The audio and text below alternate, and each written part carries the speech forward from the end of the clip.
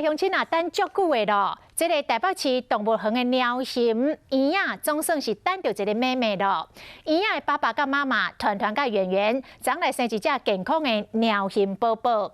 动物园讲会持续来公布着影片，甲大家分享小鸟形的个性，嘛互大家做伙来帮伊号名。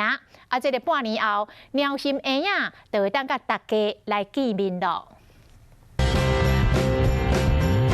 一喙一喙树草林，保育员佮七喙，足够追的粉红色小肉球，就是鸟形团团圆圆第二个囡仔。出世的时阵，重186公克，足健康的，嘛是动物园拼足久的新生命。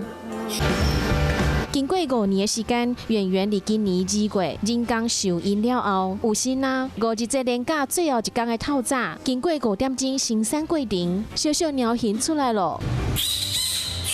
叫到遮大声是查某的，妈妈伤欢喜啊，马上甲囡仔抱起来，但是过程当中无小心，甲人的脚趾片弄着伤。工作人员赶紧甲囡仔抱起来，送去开刀。兽医主任研判也是把它缝起来，在背部的这个区域应该恢复的会快速一些，所以我们也希望它也许1个礼拜左右就能够恢复。好在家在恢复的状况袂歹，过来特别用人工保育，妈妈圆圆买当好好休困。小鸟鱼妈要叫什么名呢？大家做伙来喝哦。收集小宝宝的一些个性行为的状态，那提供给命名活动时候参考。小鸟鱼妈可能要半年了后，大概是伫元旦节前后，才会当和妈妈做伙出来和大家见面。所以目前只有会当透过影片来看小鸟鱼妈咯。